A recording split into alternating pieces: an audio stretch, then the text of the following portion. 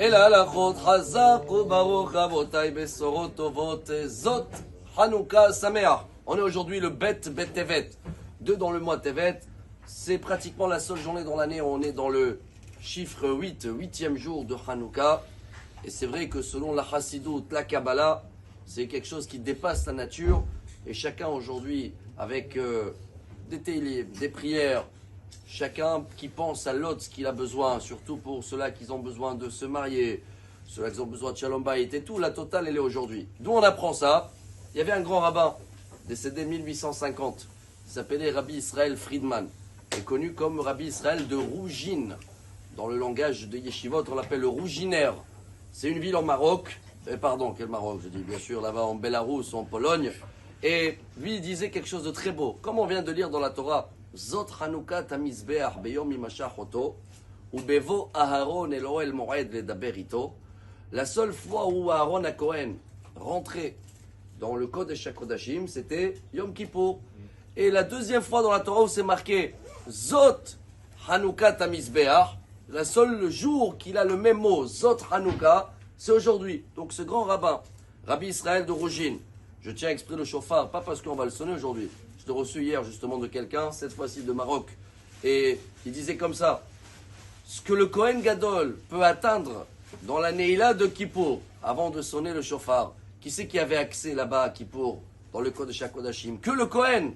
Alors aujourd'hui, il dit Rabbi Israël de Rougine, chaque juif, il a la même porte qu'elle s'ouvre comme le Kohen Gadol dans la Neila de Kippour.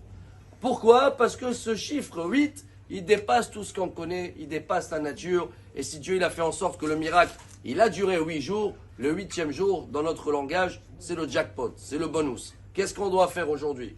Alors, chacun, à part de rajouter un peu dans la prière, dans l'étude, et surtout quand je dis penser à les autres, ça veut dire à les autres, avant de demander pour nous, j'ai besoin, regarde les otages, regarde les soldats, regarde les gens qui sont célibataires, regarde les gens qui n'ont pas d'enfants.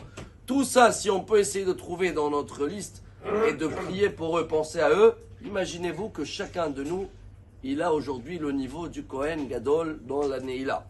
Alors, pour profiter et terminer en beauté, on a lu aujourd'hui le 8e jour, c'est Ménaché. Ménaché, c'est les mêmes lettres de Shemen, l'huile, Shemen et Ménaché.